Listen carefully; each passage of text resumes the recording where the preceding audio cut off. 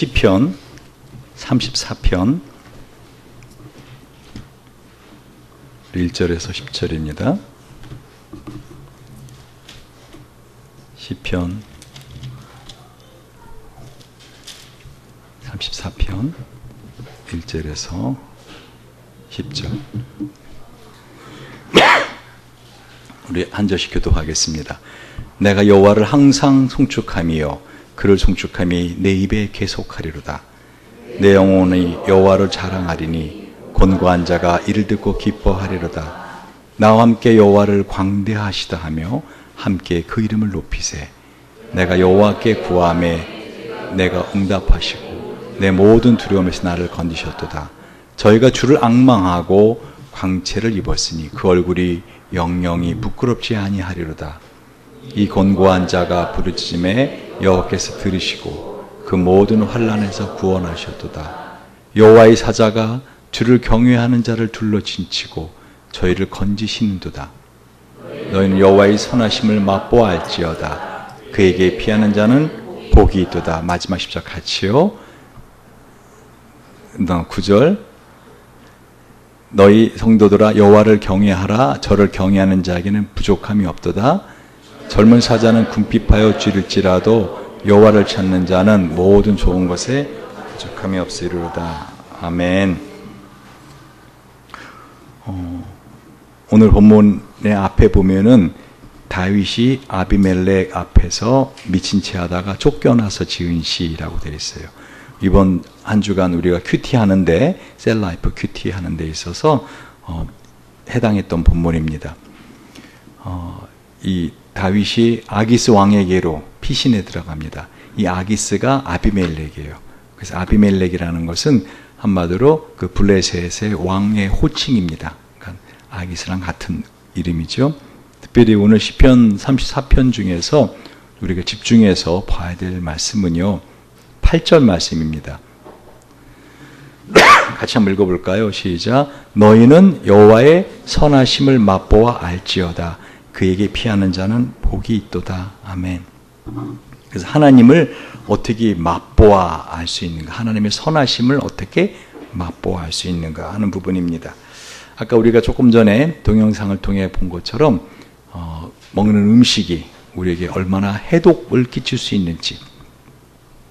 그래서 이 한가위라고 하는 것이 클 한자, 내가 가운데 할 때 가베가 변할 땐 가위. 한마디로 절기 중에서 가장 한가운데 가장 큰 절기가 뭐예요? 바로 추석이라는 거예요. 그 추석은 모든 1년의 공물을 다 추수한 다음에 그거를 같이 은혜를 나누고 또한 그 부모님들, 조상들의 그 은혜와 사랑에 감사하면서 그 한 해에 추수한 것을 즐기는 정말 아름다운 우리나라의 명절입니다. 어느 마을에 그 마을 사람들이 병이 들면은 그 사람들이 병을 다 고쳐주던 명의가 있었대요. 명의. 아주 유명한 의사인데. 근데 이 명의가 나이가 들어서 이제 수명을 다할 때가 되자 마을 사람들이 한 걱정을 합니다. 아이고, 그분이 돌아가시면 우리 동네에 아픈 사람 있으면 누가 고쳐준대? 하고 한 걱정들을 합니다. 그러자 이 명의가 동네 사람들을 마지막 숨지기 전에 다 오라고 다 모였더니 이제 내가 비록 나이가 다 돼서 이제 그만 이 세상을 떠나지만 내가 당신들이 건강하게 살 수 있는 그 내 명의를 소개해 주겠다고. 그래서는 이 내 명의를 소개해 줍니다. 첫 번째 명의는 제일 중요한 명의입니다. 음식입니다.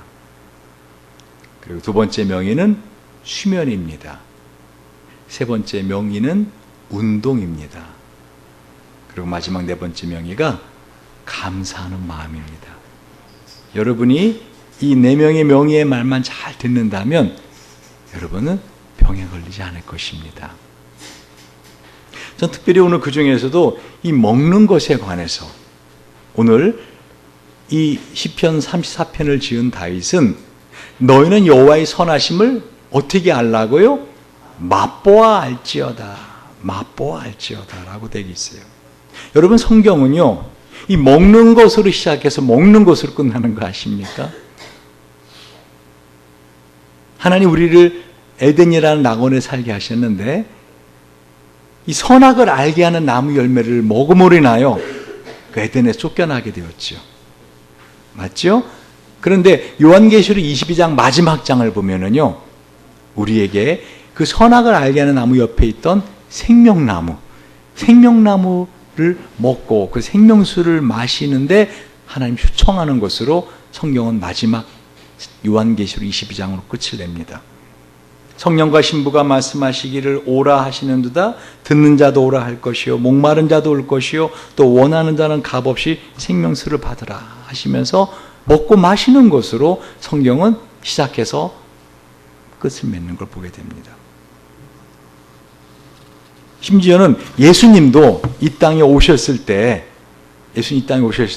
뭐라고 말씀하셨어요? 요한복음 6장 47절 50절로 보면은요, 진실로 진실로 너희 이르노니 믿는 자는 영생을 가졌나니 내가 곧 생명의 떡이니라. 너희 조상들은 광야에서 만나를 먹었어도 죽었거니와 이는 하늘에서 내려오는 떡이니 사람으로 하여금 먹고 죽지 아니하게 하는 것이니라. 나는 하늘에서 내려온 살아있는 떡이니 산떡이라는 거예요. 이 떡을 먹으면 영생하리라. 내가 줄 떡은 곧 세상의 생명을 위한 내 살이니라 하시니라. 그러므로 유대인들이 서로 다투어 이르되 이 사람이 어찌 능히 자기 살을 우리에게 주어 먹게 하겠느냐. 예수께서 이르시되 내가 진실로 진실로 너희에게 이르노니 인자의 살을 먹지 아니하고 인자의 피를 마시지 아니하면 너희 속에 생명이 없느니라. 내 살을 먹고 내 피를 마시는 자는 영생을 가졌고 마지막 날에 내가 그를 다시 살리리니 내 살은 참된 양식이요 내 피는 참된 음료로다. 내 살을 먹고 내 피를 마시는 자는 내 안에 거하고 나도 그의 안에 거하나니 살아계신 아버지께서 나를 보내심에 내가 아버지로 말미암아 사는 것 같이 나를 먹는 그 사람도 나로 말미암아 살리라. 아멘. 예수님이 분명히 말씀하셨어요. 예수님의 살을 먹고 피를 마셔야 된다고. 그래야 영원히 살 수 있다고. 더 나아가서는 예수님이 이 땅에 살아가시는 동안에 어떻게 힘있게 사셨는가, 어떻게 믿음을 가지고 사셨는가, 어떻게 놀라운 일을 행하며 사셨는가. 이유가 뭐라는 거예요? 내가 아버지로 말미암아 사는 것처럼. 그러니까 예수님의 인생을 살아가는 데 있어서 모든 힘의 근원은 어디서 나왔다는 거예요? 바로 이 성부 하나님 아버지에게서 나왔다는 거예요. 그러니까 나를 먹는 그 사람도 나로 말미암아 살리라. 그러니까 예수를 믿는 우리는 이 예수를 먹고 마셔야 예수님을 힘입어 살 수 있다는 거예요. 할렐루야. 그래서 예수님이 아이 이 땅에 태어나실 때 어디 태어나셨죠? 태어난 고장 이름이 뭐예요? 베들레헴. 뜻이 뭐예요? 떡집. 베이트, 집, 레헴, 떡. 합하면 뭐예요? 떡집. 떡집에서 나오는 건 떡. 그래서 아예 예수님이 짐승들의 밥통에다가 몸을 누이셨죠. 제가 전에 이거 설명을 드렸어요. 성탄 설교하면서 진리는 평범한 곳에 있다. 깊은 진리는 평범한 곳에 있다. 깊은 진리는 우리가 늘 가까이 보고 만지고 먹고 마시고 하는 우리의 삶을 생존하게 하는 곳에 진리는 숨어 있다라고 제가 말씀을 드렸어요. 그러니까 예수님이 이 왜 짐승의 밥통에 첫 자리를 피웠는가? 밥통 안에 있는 건 뭐예요? 밥이라고요.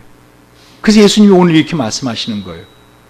내 살을 먹어야 된다. 내 피를 마셔야 된다. 그러면 우리가 어떻게 예수님 살과 피를 먹지?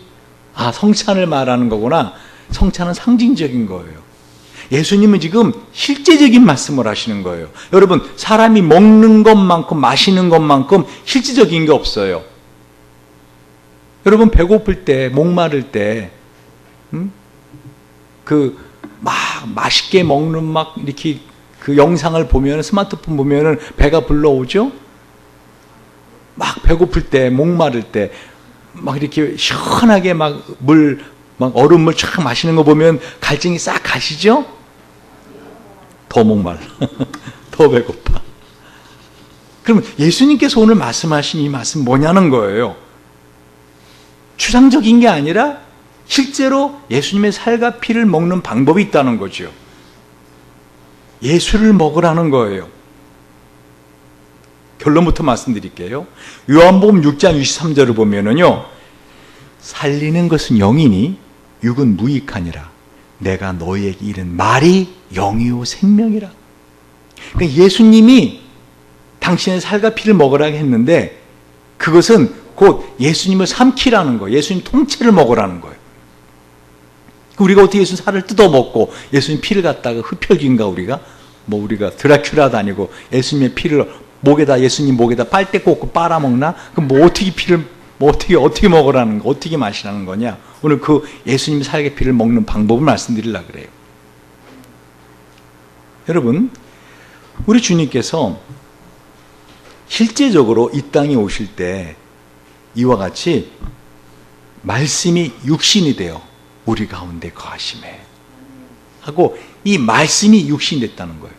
그러면 잘 들으세요. 그러면 이 예수님의 살과 피 육신은 뭐로 다시 변할 수 있는 거예요? 말씀으로. 그래서 태초에 말씀이 계시니라. 이 말씀이 하나님과 함께 계셨으니 이 말씀은 곧 뭐라? 하나님이시니라.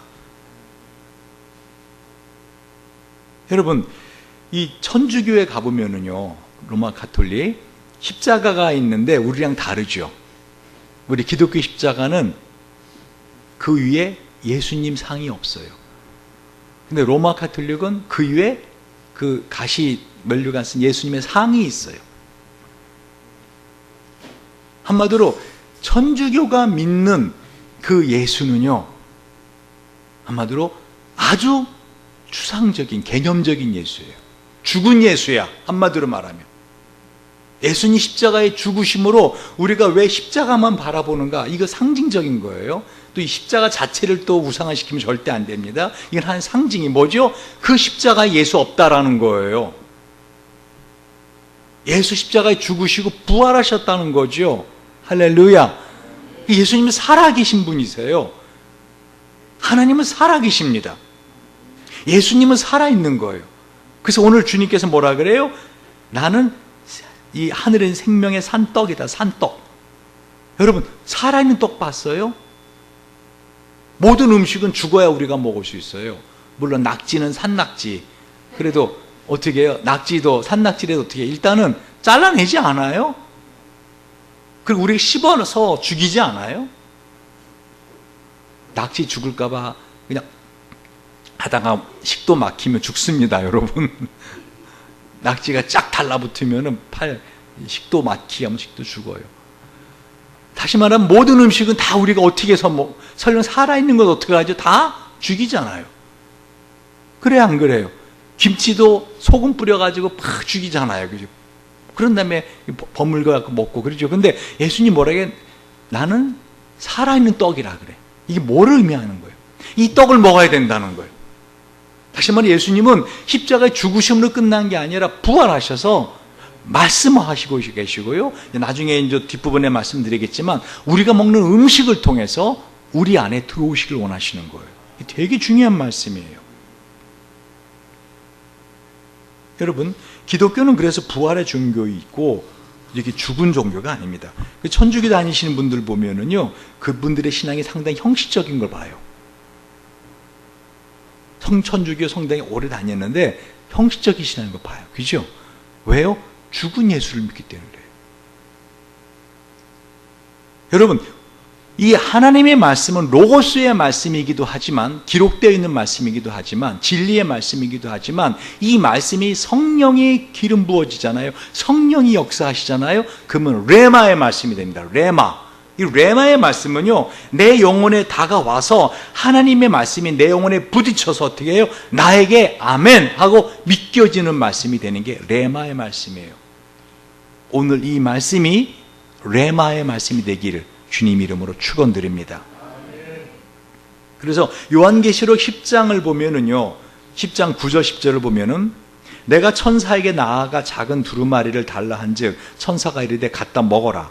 갖다 먹어버리라. 내 배에는 쓰나 내 입에는 꿀같이 달리라 하거늘 내가 천사의 손에서 작은 두루마리를 갖다 먹어버리니 내 입에는 꿀같이 다나 먹은 후에 내 배에서는 쓰게 되더라. 지금 뭐를 말하고 있어요? 이 두루마리는 말씀이 적힌 두루마리예요. 그러니까 이 말씀을 실제로 어떻게 하라는 거예요? 먹는다는 거예요. 먹는다라는 것은요, 실제적인 거예요. 우리 에어컨 좀 꺼줄 수 있어요? 먹는다라는 것은 실제적인 거라고요. 추상적인 게 아니라고요.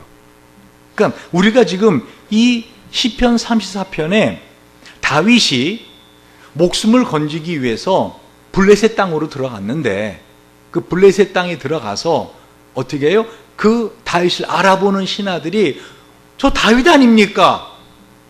우리 골리앗을 죽인 다윗 아닙니까? 다윗이 사울에게 뭐라 그랬어요?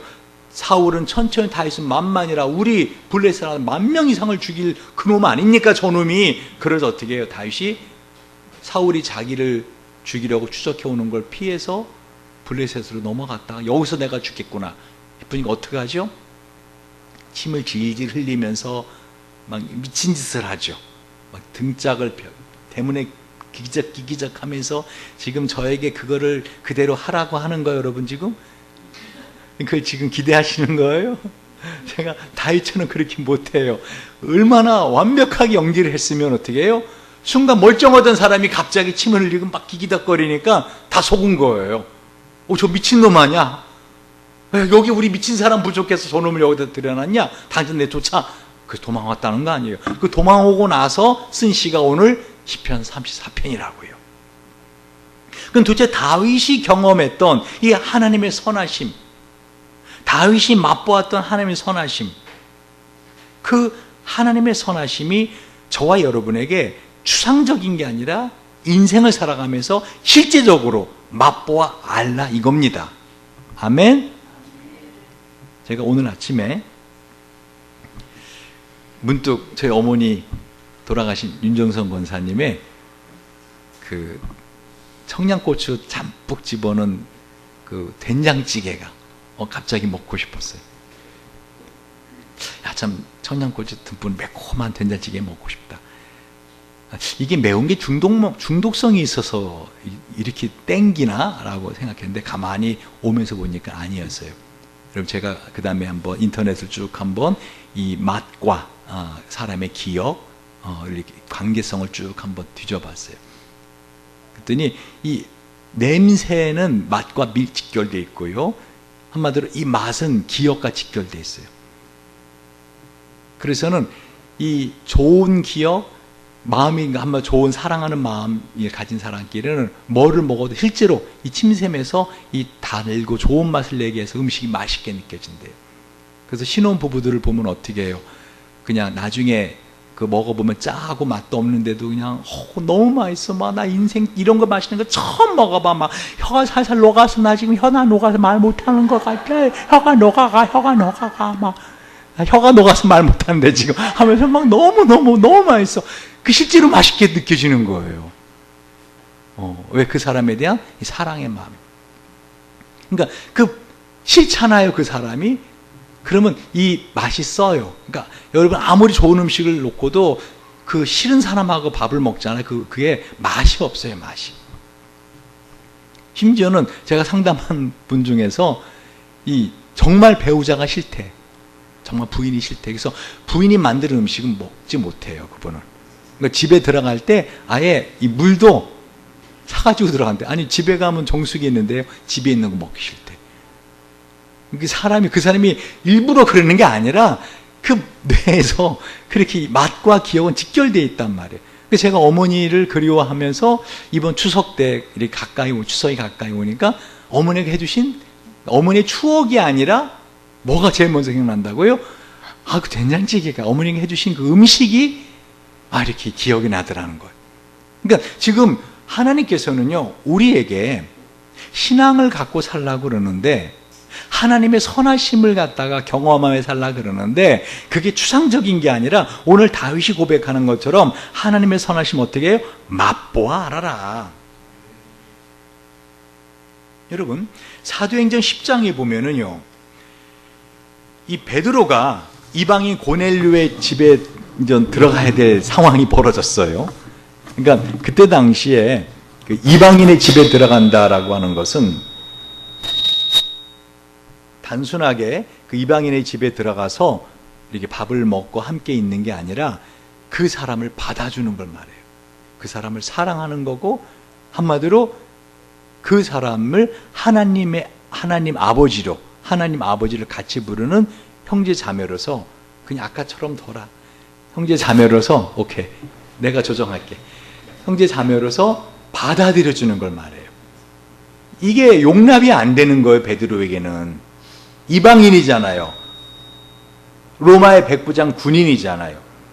근데 사도행 10장 11절 15절을 보면은요, 하늘이 열리며 한 그릇이 내려오는 것을 보니 큰 보자기 같고 내 귀를 메어 땅에 들이웠더라. 그 안에는 땅에 있는 각종 네발간 짐승과 기는 것과 공중에 나는 것들이 있더라. 또 소리가 있을 때 베드로야 일어나 잡아먹어라 하거늘 베드로가 이르되 주여 그럴 수 없나이다. 속되고 깨끗하지 아니한 것을 내가 결코 먹지 아니하였나이다 한데, 또 두 번째 소리가 있을 때 하나님께서 깨끗하게 하신 것을 내가 속되다 하지 말라. 여러분, 인생을 살면서요, 예수의 살과 피를 먹고 마셔야 되거든요. 그래야 우리가 생명이 있어요. 왜 아까 우리가 요한복음 6장 63절에 뭐라 하겠어요? 살리는 것은 영이니 육은 무익하니라. 내가 너희 이른 말이 영이요 생명이라. 여러분의 인생에서 여러분을 힘있게 알고 살맛나게 하는 것은요, 돈이 아니에요. 속지 마세요. 여러분은 인생에서 살맛나게 하는 것은요, 사람들의 인기가 아니에요. 어떤 그런 명예도 아니에요. 사람들을 살맛나게 하고 살리는 것은요, 말이에요, 말. 그래서 여러분 독이 있는 말을 듣잖아요. 그럼 영혼이 죽어요. 요즘 젊은 애들은요, 아주 독이 있는 말을 입에 달고 다녀요. 요즘 국민학생들 얘기하는 거 들어보시죠, 옆에서요? 국민학교 중학생. 욕 빼면 말이 안 돼. 은찬이 엄마, 그래 안 그래? 은찬이까지도? 은찬이는 이제 감히 지금 못하는데 엄마한테 반 죽으려면 목숨 내놓고 욕을 할 건 몰라도 그러나 중학교 이렇게 되면은 어떻게 그냥 욕이 말 반 이상이에요. 전 우리나라가 심각하다라는 게요, 이 청소년들이 심각해요. 왜? 청소년들이 말이 심각하고요, 좀 이따 결론 부분 가서 말씀, 이들이 먹는 게 심각합니다. 이 심각해요. 또 심각하다 그러면 여러분이 심각하게 좋아진다는 뜻인가 보다. 아니, 심각하게 나빠진다는 뜻이에요. 여러분, 해독하는 말을 자꾸 받아 먹으셔야 돼요. 아멘? 해독하는 말. 성경에서 보면은요, 이 자녀에게 줄 수 있는 최고 유산이 축복의 말이라고 성경은 말씀하고 있어요. 지금 이 베드로가 갖고 있던 이 굳어진 가치관, 뭐죠? 이방인의 집에 들어가는 것은 내가 더러워지는 것이다. 이방인과 함께 교제하는 것은 내가 그들의, 쉽게 말해 여러분 무당하고 교제하는 거예요. 무당집에 가서 같이 무당이랑 밥 먹고 무당을 갖다가 이렇게 자매님 하고서 이렇게 이제 교제하고 이제 이렇게 하라는 거예요. 그게 얼마나 우리에게 꺼림칙해요. 여러분 꺼림칙하지 않아요? 저는 이게 무당들 전도하러 이렇게 절간에 들어갈 때마다 향 냄새부터 저는 역겨운데, 그렇지 않아요? 근데 그거를 하라는 거예요. 그 무당하고 함께 이렇게 교제하고 그러라는 거예요. 근데 그 무당이 이미 하나님을 믿는 사람으로 변화됐다라는 거예요. 그런데 문제는 내가 그게 꺼림칙이 싫은 거예요. 이해가 안 되는 거예요. 자기의 가치관이 굳어졌기 때문에. 사람들은요, 살면서 이 세상의 윤리와 도덕과 법과 이 모든 가치관에 굳어져 살고 있어요. 근데 그 베드로의 가치관을 한 번에 부셔버리고 한 번에 새롭게 만든 게 뭐죠? 하나님의 말씀이에요. 뭐라 그러셨어요? 하나님께서 깨끗하게 하신 것을 너가 더럽다 하지 마라. 속되다 하지 마라. 하는 이 한마디 말씀이 베드로의 가치관을 바꿔버립니다.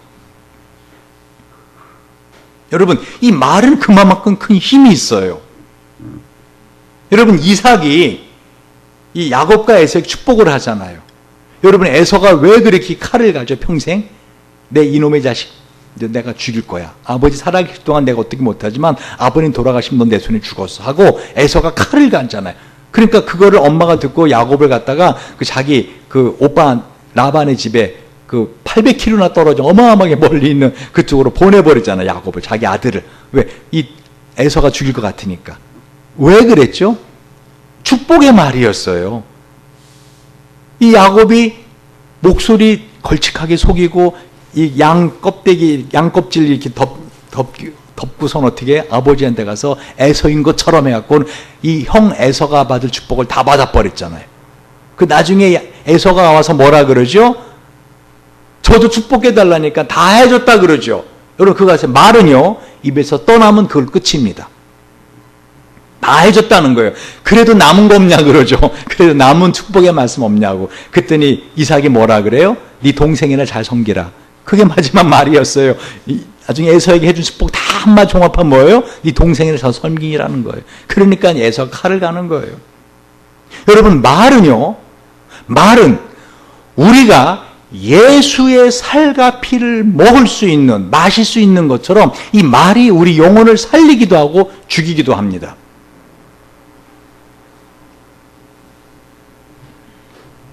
이 말은요, 그와 같이 큰 힘을 갖고 있기 때문에 마귀가 이 말을 사용합니다. 특히 지난번에 우리 그 이영훈 목사님이라고 저하고 국제신학대학원에 같이 오랫동안 있었던 목사님, 아주 말을 천천히 하시면서 재미있게 하시는 분이세요. 전에 했던 그분이 하신 말씀 중에 이 오늘 설교 준비 그 생각이 나요. 말은 입으로만 하는 게 아니야. 온몸으로 하는 거야. 그래서 그분이 그 가정 사역 이렇게 설교하거나 집회 가면 그런데요. 이 남자들의 기운을 살려줘야 그 기운을 가지고 여자를 사랑할 수 있다는 거예요. 그러니까 남자들의 기를 살릴 수 있는 방법, 그건 뭐예요? 여자들이 말을 잘해주라는 거예요. 예를 들면은 퇴근하고 왔을 때 오셨어요? 얼굴도 안 보고 그냥 테레비 보면서 오셨어요? 밥 드셨어요? 눈은 테레비 다 고정시켜 놓고. 근데 그런 게 아니라 그 남편을 보고 어떻게 해요? 발뒤꿈치 살짝 들면서 오셨어요? 그러면 받아들이는 사람이 다르더라는 거예요. 그 느낌이 다르다는 거죠. 지금 뭘 말해요? 제가 지금 생명의 말을 우리가 먹고 생명의 말을 해줘야 되는데 그 말은 이 말뿐 아니라 얼굴 표정과 모든 몸짓이 다 들어가 있다라는 거예요. 여러분, 그거 아세요? 마귀는요, 저와 여러분에게 직접적으로 너 하나님께 예배 드리지 마. 절대 그러지 않아요. 너 교회 다니지 마. 이런 소리 안 해요, 마귀는. 어떻게 하는지 알아요? 다른 사람의 입을 통해서 교회 왔는데, 어머 집사님, 오늘 아주 비싼 옷 고치셨네. 무슨 옷을 입어도 촌스러우셔. 요런 말 듣게 하고 떠나요. 교회를 떠나게 해요. 그러니까 마귀가 직접 교회 다니지 마. 넌 예배 드리러 오지 마. 이런 말 안 해요. 근데 어떤 사람이 어떻게 해요? 당신은 무슨 옷을 입어도 촌스럽네요. 요런 말을 듣게 해서 그 말이 그 사람을 떠나게 만들어요. 교회를 떠나고 예배를 드리지 않게 말해요. 아이고, 아드님, 어떻게 남자답게 키우지 못하셨대? 이런 말. 딸이 딸 같지가 않아요. 제 아들인 딸이니 헷갈려요. 지난번에 우리 형제 목사님들하고 어디를 중국을 갔는데 그 저희 앞에 잠시 동안 가이드하는, 근데 되게 성격이 거칠어요. 그래서 여자 같기도 하고 남자 같기도 하고 그런데 아이가 목소리는 여자인데 거칠어 이렇게. 그래서 중국 사람들이 그렇지라고 했는데, 글쎄 우리 김성호 목사님이 그분한테 뭐라고 한지 알아요? 남자예요, 여자예요? 그래서 여자예요. 여러분, 그거 되게 그 사람 상처 준 말이에요, 사실은. 곧바로 이제 목사님 싹 말을 바꾸시더라고요. 아, 내가 알면서 이렇게 말을 한 거지, 어떻게 하시면 말을 하시는데, 여러분, 사람의 말은요, 엄청난 힘을 갖고 있어요. 여러분, 이 마귀는요, 저와 여러분의 마음속에 예전에 들었던 말까지를 다시 끄집어내서 그 말을 증폭시켜 버립니다. 그걸 갖다가 고장난 녹음기처럼 계속 생각나게 해요. 그러니까 거듭거듭 말하지만 여러분이 혹시라도 이 교회에 대해서, 목사님에 대해서, 저희 가족에 대해서, 그러니까 저에 대해서 좋지 않은 말을 하게끔 하는 건 여러분 어떻게 해요? 도망가야 돼, 그 자리를. 그 사람 도망가야 돼. 그 사람하고 거리를 둬야 돼. 만나지 말아야 돼, 가능하냐. 안 그러면 어떻게 해요? 마귀가 결국은 그 말을 통해서 여러분의 믿음을 계속 갉아먹습니다. 거듭 말하지만 마귀는요, 그게 자기의 주식이에요. 뭐라 그랬어요? 하나님이 옛뱀에게 뭐라고 말씀하셨어요? 너는 종신토록 뭐를 먹으라고요? 흙을 먹으라 했잖아요. 흙이 아파르잖아요, 히브리어로. 이 흙이 뭐라 하겠어요? 사람을 만든, 흙으로 만든 재료라 했잖아요. 근데 사람의 마음이 다 뭐로 돼 있다 그랬어요? 흙으로 돼 있다 그랬잖아요. 그래서 씨 뿌리는 비유를 들으라 하면서 어떻게 해요? 돌짝밭에, 가시밭에, 옥토에 다 이거 마음이 흙이다. 그러니까 마귀는 저와 여러분의 마음을 계속 갉아먹을 겁니다. 그게 그럼도 어쩔 수 없어요. 마귀도 알고 보면 불쌍해요. 마귀도 어떤 때 치사할 거야. 그러나 그게 그의 주식인 거 어떻게 해요? 그의 주식인 걸. 끊임없이 우리 마음속에 파고 들어오는. 여러분, 오늘 지금 다윗은 시편 34편을 통해서 우리에게 하나님을 맛보아 알라, 하나님의 선하심을 맛보아 알라라고 했잖아요. 이 다윗은 평생을 살면서 이 하나님의 선하심을 추상적인 게 아니라 뭐예요? 삶에서 체득한 거예요. 경험한 거예요. 마치 이걸 먹으면은 어떻게 사과를 먹으면 그 사과 맛이 있잖아요. 그렇죠? 사과 맛이 있다고요.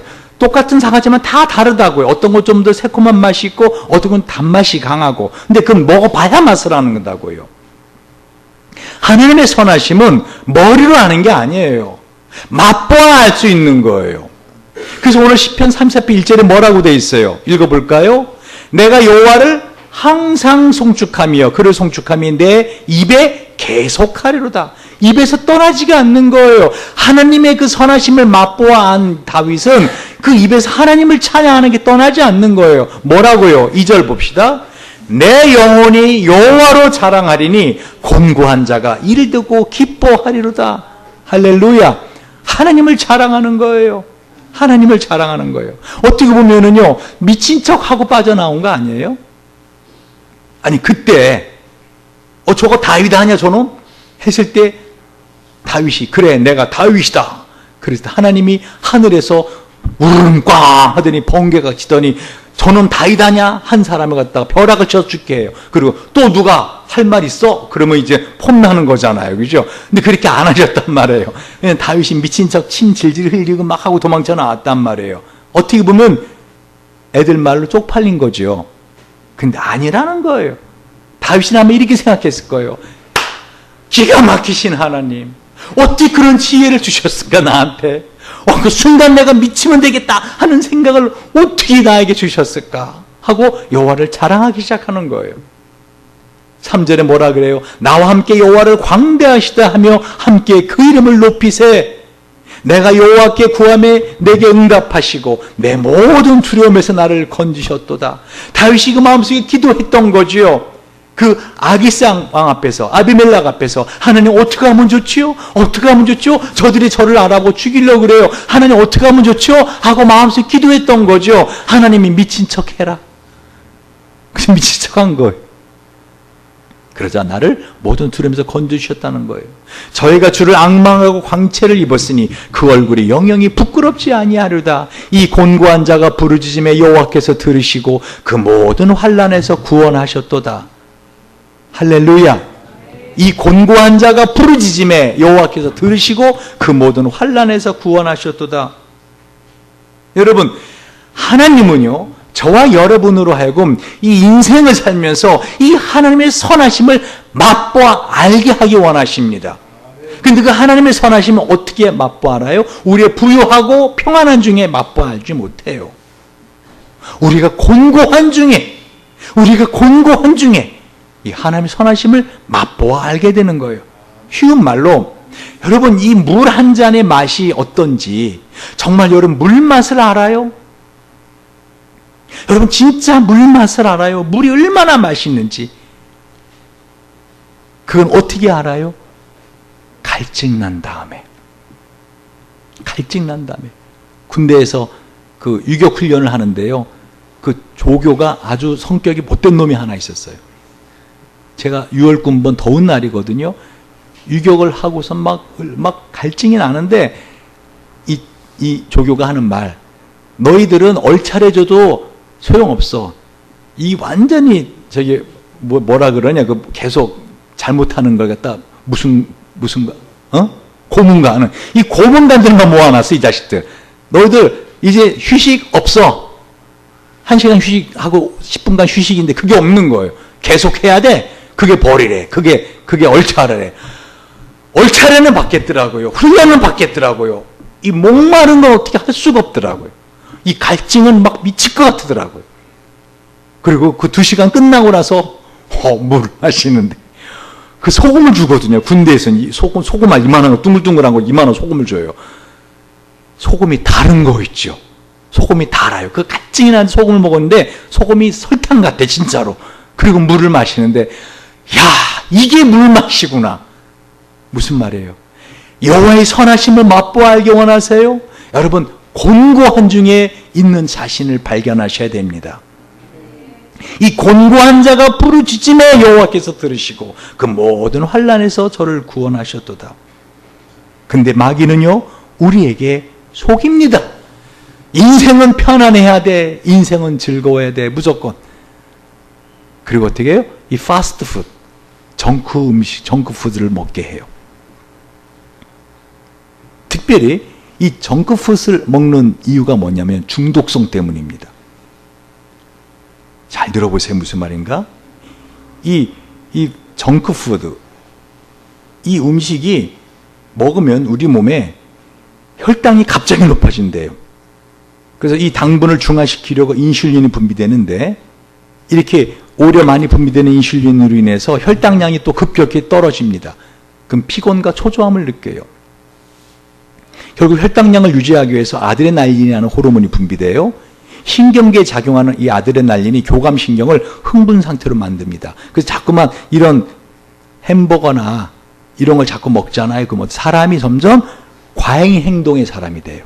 그리고 점점 폭력적인 사람, 짜증나는 사람이 돼갑니다. 왜 그러면 그런 정크푸드에 들어있는 이 동물성 단백질과 이 콜라라든가 탄산음료가 맞죠. 동영상 맞죠. 거기 보면은요, 이 인이라는 게 있어요. 피. 인은 칼슘 흡수를 방해합니다. 그래서 우리 몸에 있는 칼슘을 그냥 소변으로 빠져나가게 해요.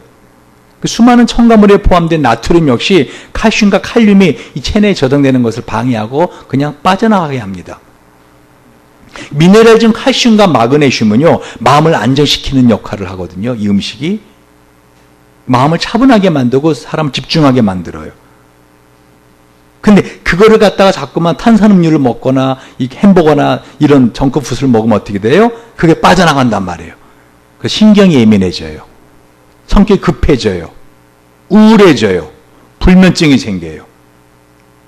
특히 이런 모든 탄산음료나 정크푸드에는요, 햄버거나 피자나 어떤 이런 핫도그나 이런 거에는요, 이 소금을 반드시 많이 집어넣는데요. 왜? 소금이 넣어야 맛을 느끼거든요. 맛을 강렬하게 느끼거든요. 근데 이 소금뿐 넣지 않아요. 소금만 넣지 않아요. 안정제, 유화제 등 수많은 첨가물의 화학 조미료가 들어가요. 이 감칠맛을 내는 화학 조미료의 주성분이요, 글루탐산 나트륨이에요. 이 글루탐산 나트륨은요, 흥분성 신경 전달 물질입니다. 이거 많이 먹으면 신경세포 막을 파괴합니다. 그래서 뇌에 점점 더 그게 흡착이 돼갖고 중독 증상을 가져와요. 신장에서 칼슘 흡수를 또 막습니다. 그래서 뼛속에 저장된 칼슘까지도 뽑아내요. 이미 뼛속에 저장된 칼슘까지도 이거 자꾸 먹으면 뽑아냅니다. 햄버거나 프렌치 프라이즈나 뭐 이런 것들은요, 한마디로 고지방 고영양 음식을 계속 먹을 경우 한마디로 살만 찌는 게 아니라 제일 무서운 게 이 뇌 흡착에서 중독 증상을 보여요. 우리 지난번에 몇 시간 특강 들었잖아요. 몇 번이나 들었잖아요. 이 밀가루 안에 있는 이 무서운 중독성, 다른 영양소는 뇌를 못 뚫고 들어가는데 어떻게 해요? 밀가루 안은 뭐라고요? 뭐라고요? 밀가루 안에 뭐? 크게 내 지금 생각이 안 나서 그래요. 적어놓지 않아서. 뭐라고요? 글루텐이 뇌막을 뚫고 들어가서 중독을 갖고 온다고요. 결국은 그걸 계속 땡겨서 먹고 살이 찌게 하는 것은요, 그 사람의 식성이 아니었어요. 그 중독성 때문이었죠. 제가 왜 갑자기 정크푸드 얘기를 하는지 아세요? 마귀가 이렇게 한다. 우리는 이 나를 살리는 말을 자꾸 듣고 살리는 말을 내가 해야 되는데 이미 우리는 중독이 되어 있는 거예요. 그 남편한테 난 이런 말을 듣는 게 그냥 중독이 돼. 당연한 거지. 만약에 그렇지 않은 사람한테 이런 말하면 당신 왜 저한테 그런 말을 해요? 하고 딱 이렇게 딱 그걸 안 들으려고 방어를 하는데 그냥 저 사람 늘 하는 말하고 중독이 되는 거예요. 아내가 나한테 뭐라 하는 걸 그냥 저 사람, 이 자녀도 부모님이 아버지가 나한테 하는 말 그냥 근데 이게 점점 우리를 갖다 어떻게 더 병들게 한다. 영혼을 죽게 한단 말입니다. 특별히 이 최근에 조사된 거 여러분 스마트폰 다 뒤집어 나오잖아요. 스마트폰에서 나오는 그 전파가요. 이 사람의 이 뇌파 중에 수면을 가져오는 이 베타파와 감마파거든요. 이 수면을 가져오는 이 음파를 갖다가 적어도 50분에서 1시간 10분 동안 나오지 못하게 한대요. 그 잠자기 전에 스마트폰을 보거나 텔레비전을 보거나 자꾸만 인터넷을 컴퓨터를 보는 사람은 어떻게 해요? 수면에 당연히 잠이 안 오는 거죠. 그러니까 난 이걸 틀어놔야 잠이 온다. 심지어는 그러니까 어떻게 해요? 틀어놓고 자는 것은 사실은 계속 뇌파에 장애를 주기 때문에 잠을 자고 나도 숙면을 취하지 못한다는 거예요. 그러니까 잠잘 때는 조용한 게 좋은 거예요. 자, 여러분 이제 말씀을 정리해야 되는데 제가 준비한 거는 하는데 이걸 어떻게 여러분에게 전달할까? 한마디로 말하면은요, 이 다윗이 오늘 고백하고 있는 너는 여호와의 선하심을 맛보아 알지어다. 이 맛보아 안다라는 것은요, 머리로 아는 게 아니에요. 여러분 인생에서 여호와의 선하심을 맛보아 알아야 되는데 그 방법은 뭐예요? 한마디로 나의 영혼을 살리는 말을 사람으로부터 들어야 돼요. 하나님의 말씀을 자꾸 들어야 되는 것은 당근이고 당연히 그래야 되는 거고, 그리고 나에게 내 영혼을 죽이는 말을 자꾸만 하는 그 사람들 어떻게 우리는 거리를 둬야 되는 거죠. 가능한 만나지 말아야 되는 거죠. 왜? 그냥 중독된 채로 그냥 두면은 이 정크푸드를 먹는 것처럼 그게 또 그게 그냥 땡겨내거든요. 그럼 내 영혼은 점점 죽어가는 거예요. 그래서 하나님께서 우리에게 오늘 이 본문의 말씀을 통해서 여호와의 선하심을 맛보아 알라라고 말씀하시는 거예요. 여러분, 하나님께서는요, 이와 같이 사람의 말을 통해서 우리 영혼을 살려내기도 하시고, 또 마귀는 그러니까 또 어떻게 해요? 사람의 말을 통해서 또 심지어 옛날에 했던 말까지도 기억나게 해서 그걸 우리의 생각 속에서 계속 증폭시켜서 우리 영혼을 죽이려고 합니다. 근데 주님은 오늘 이 여호와의 선하심을 맛보아 알지어다 했을 때 말씀드린 것처럼 실제적으로 삶에 있어서 우리가 먹는 음식을 통해서 이게 가능하다는 거예요. 이것만 이제 간단히 말하고 말씀을 맺겠습니다. 저는 사실 여러분에게 식사 기도문을 가르쳐 드렸어요. 그죠? 심지어 이렇게 코팅을 해가지고 여러분 이걸 꼭 외우십시오. 그리고 이거를 기도하고 식사를 하십시오 라고 했습니다. 저는 일본 불교인데 그 똑같은 말을 갖다가 하는 오늘 남녀호랑개고 사람들이 실제로 제가 중학교 때 제 친구가 남녀호랑객을 믿는데요. 저보고 뭐라는지 아세요? 야, 엄마나, 너 이 물에다가 내가 손대고 남녀혈액 그 발음 잘 안 되네. 어쨌든 남녀혈액 막 이렇게 뭐 몇 번, 1000번인가 얼마를 하면 이 물이 알칼리로 변한대. 그래서 리트머스 시험지 종이 있죠. 그거를 가지고 준비했다가 대보라는 거예요. 실제로 있다 보니까 알칼리성을 떼요. 전 그때 충격받은 걸 지금도 생생히 기억해요. 여러분, 물은 그 비밀을 알고 있다는 책 알죠? 그 책을 읽어보세요. 이 물에게, 야, 너는 참 깨끗하다. 넌 참 마시면 좋을 것 같다. 막 이 좋은 말을 하면 물이 육각수로 변해요. 근데 물이 넌 왜 이러니? 마시면 이상할 것 같아. 막, 그래, 짜증나. 이런 말 들으면 어떻게 물이 결정이 깨진단 말이에요. 사람의 말에는 엄청난 힘이 있단 말입니다. 그런데 식사를 할 때 이 식사 기도문을 하고 식사를 하시라니까요. 그러면 존 칼빈이 기독교에서 말하는 것처럼 그것은 그냥 음식이 아닌 거예요. 더 이상 내가 믿음으로 받아 먹고 마시면 예수 살과 피가 될 수 있다라고 성경은 말씀하고 있는 거예요. 고린도 11장 23, 30절에 뭐라고 있어요? 내가 너에게 전한 것은 주께 받은 것이니 곧 주 예수께 잡히시던 밤에 떡을 가지사 축사하시고 떼어 이르시되 이것은 너희를 위하는 내 몸이니 이것을 향하여 나를 기념하라 하시고 식후에 또한 그와 같이 잔을 가지시고 이르시되 이 잔은 내 피를 세운 새 언약이니 이것을 향하여 마실 때만 나를 기념하라 하셨으니 너희가 이 떡을 먹으며 이 잔을 마실 때마다 주의 죽으심을 그가 오실 때까지 전하는 것이니라. 그러면 누구든지 주의 떡이나 잔을 합당하지 않고 먹고 마시는 자는 주의 몸과 피에 대해 죄를 짓는 것이니라. 사람이 자기를 살피고 그 후에야 이 떡을 먹고 이 잔을 마실지니 주의 몸을 분별치 못하고 먹고 마시는 자는 자기의 죄를 먹고 마시는 것이니라. 그러므로 너희 중에 약한 자와 병든 자가 많고 잠자는 자 적지 아니하니. 그러니까 고린도전서 11장의 이 말씀은 우리가 지금 성찬하는 조그만 포도떡이 아니에요. 실제 일반 음식이에요. 그러니까 그 중에 어떤 사람들은 먹고 배부르고 취한 사람이 있다 그랬잖아요. 요거 먹고 취하나요? 아니잖아요. 이스라엘 사람들이 이 떡과 포도주가 우리의 밥하고 물처럼 먹는 주식이에요. 한마디로 이렇게 식사 기도를 잘 정확히 하고 먹고 마시는 자는 어떻게 해요? 몸이 연약한 자도 뒤집으면 건강한 자가 체질적 건강한 자가 약해지고 병든 자가 있고 심지어 잠자는 자, 죽은 자까지 생겼다는 거죠. 그럼 뒤집으면 어떻게 되는 그 말씀을 그 식사 기도를 정확히 하고 자기를 살피고 먹고 마시면 어떻게 해요?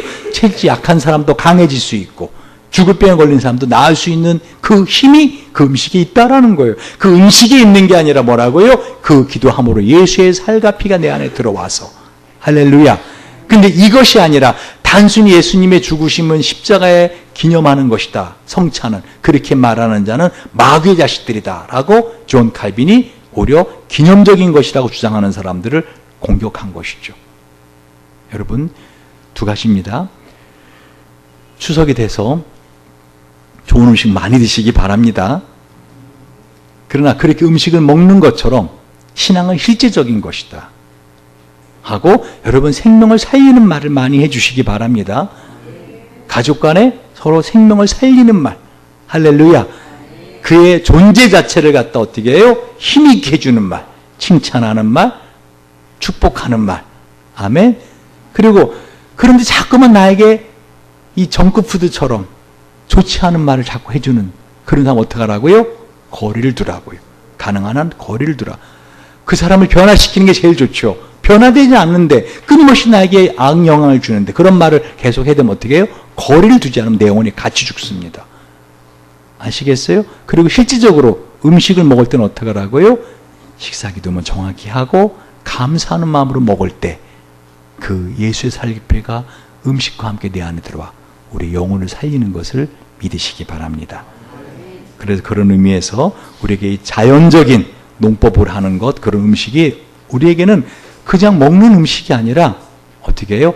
하나님의 나라를 우리 안에 이루어내고 실제로 이 땅에 이루어내는 그런 먹는 것이 그렇게 중요하다는 것입니다. 신앙은 바로 이와 같이 먹는 것과 같은 의미다. 실제적인 것이다. 그래서 다윗이 뭐라 하겠어요? 너는 여호와의 선하심을 맛보아할지어다. 너는 여호와의 선하심을 맛보아할지어다. 너희 성도들아 여호와를 경외하라. 저를 경외하는 자에게는 부족함이 없도다.